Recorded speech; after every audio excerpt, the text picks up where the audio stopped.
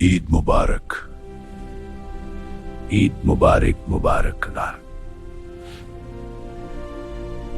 ईद का चांद आया है, खुशियों का पैगाम लाया है। दोस्ती और मोहब्बत के रंग से दिल हर एक को सजाया है।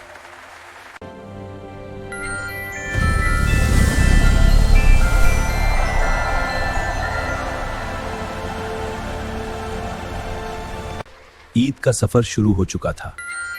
आज पहला रोजा था और गांव में खुशी का माहौल था। हल्क भी अपने दोस्तों के साथ इबादत के लिए तैयार था। दिन भर मेहनत के बाद हल्क ने थकन को नजरअंदाज किया, क्योंकि उसे पता था किसी के लिए इफ्तारी का इंतजाम करना सबसे बड़ी इबादत होती है। जब लोग इफ्तारी के लिए आए, उनकी आंखों में उम्मीद थी और हल्क ने बिना कुछ कहे सबको अपना बना लिया, क्योंकि असली रोजा सिर्फ भूख से नहीं, इंसानियत से होता है। सब इफ्तारी के बाद सब एक साथ बैठ गए। न कोई अमीर था न गरीब, बस एक ही चीज थी, शुक्र और दुआ। जब सब सो रहे थे तब हल्क चुपचाप निकला, न किसी को बताया न किसी से बदले की उम्मीद की।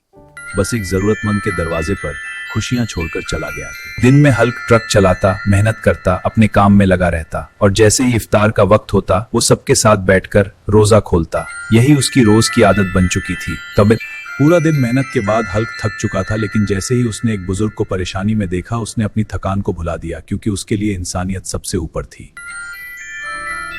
हल्क हर दिन बिना कुछ कहे लोगों की मदद करता रहा। कभी किसी का बोझ उठाया तो कभी किसी की मुस्कान लौटाई, और धीरे धीरे वो सबके दिलों में बस गया। धीरे धीरे लोगों को समझ आने लगा कि हल्क सिर्फ ताकतवर नहीं बल्कि दिल का भी बहुत बड़ा है। अब लोग उसे डर से नहीं, इज्जत से देखने लगे थे। एक किसान अपने गन्ने लेकर शहर जा रहा था, लेकिन रास्ते में उसकी बैलगाड़ी फंस गई। वो परेशान था और कोई मदद नहीं कर रहा था, और बिना कुछ सोचे उसे अपने ट्रक में शहर तक छोड़ दिया। वो किसान हल्क को ढूंढने निकल पड़ा, हर किसी से पूछता रहा, क्योंकि वो उसका शुक्रिया कहना चाहता था। और जब उसने हल्क को देखा तो उसकी आंखें भर आईं।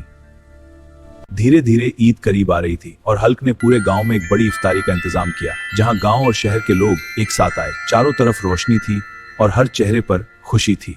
कुछ अमीर लोगों ने हल्क को परखने का सोचा। उन्होंने उसे आजमाने की कोशिश की, लेकिन हल्क ने बिना लालच के सही रास्ता चुना और साबित कर दिया कि उसका दिल सबसे अमीर है। तभी सबके सामने सच आया कि ये सारी खुशियां किसी और ने नहीं, हल्क ने दी थी, और वो चुपचाप बिना नाम के सबकी मदद करता रहा। धीरे धीरे ईद करीब आ रही थी और बाजारों में रौनक बढ़ने लगी थी। हर तरफ रंग बिरंगे कपड़े, खुशियों की आवाजें और ईद की तैयारियां जोरों पर थी। चांद रात की सुबह आ चुकी थी और पूरा गांव नई खुशियों में सजा हुआ था। हर चेहरे पर मुस्कान थी, क्योंकि इस बार ईद कुछ खास थी और हल्क दूर खड़े होकर ये सब देख रहा था। शहर के बाजारों में ईद की रौनक अपने चरम पर थी। कहीं गुलाब जामुन बन रही थी तो कहीं चूड़ियों की चमक, और हर दुकान पर रंग बिरंगे कपड़े खुशियों की कहानी सुना रहे थे। तो ईद की तैयारियों में मेहंदी की खुशबू घुल चुकी थी। हाथों और पैरों पर खूबसूरत डिजाइन बन रहे थे और हर मुस्कान में खुशियों की चमक थी। ईद मनाने के लिए लोग शहरों से अपने गांव लौट रहे थे। कोई हवाई जहाज से तो कोई ट्रेन से सफर कर रहा था, क्योंकि असली खुशी अपनों के साथ होती है। कि ईद से पहले हर घर को सजाया जा रहा था। कोई दीवारों को रंग रहा था तो कोई अपने आंगन को संवार रहा था, और पूरे गांव में एक अलग ही रौनक थी। भाई, ईद की खुशियों में बच्चों का उत्साह सबसे अलग होता है।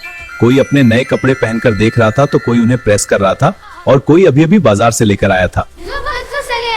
इसी बीच पास के गांव से एक छोटा बच्चा रोता हुआ आया। उसके पास ना नए कपड़े थे और ना उसके परिवार के पास। ये बात जब हल्क को पता चली तो उसका दिल पिघल गया। हल्क ने बिना कुछ कहे उस बच्चे को अपनी साइकिल पर बैठाया और उसे बाजार ले गया, जहां हर तरफ खुशियां थीं, और उस बच्चे की आंखों में पहली बार उम्मीद दिखी। हल्क उसे एक दुकान पर ले गया और उसके लिए नए कपड़े चुने। बच्चा खुद पर यकीन नहीं कर पा रहा था। आंखों में आंसू थे, लेकिन इस बार वो खुशी के थे।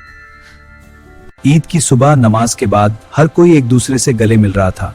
न कोई अमीर था न कोई गरीब, बस हर तरफ मोहब्बत ही मोहब्बत थी और खुशियों का समंदर उमड़ पड़ा था। ईद मुबारक। ईद मुबारक मुबारक।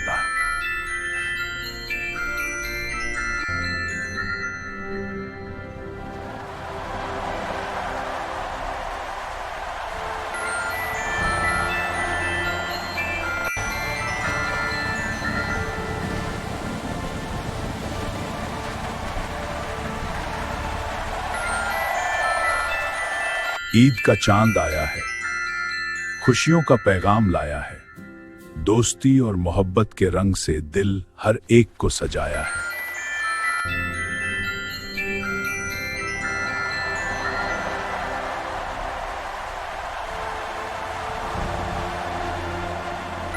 बच्चों, रोजा रखना चाहिए, नमाज पढ़ो, अपने माँ बाप से प्यार करो और उनकी बातों पर हमेशा अमल करो, हमेशा कोई भी करो। यही ईद की असली खुशी है। आंखों में नींद नहीं, दिल में सुकून नहीं, जिसे चाहते थे वो अब हमारे करीब नहीं, दर्द छुपाकर, क्योंकि अब कोई समझने वाला करीब नहीं।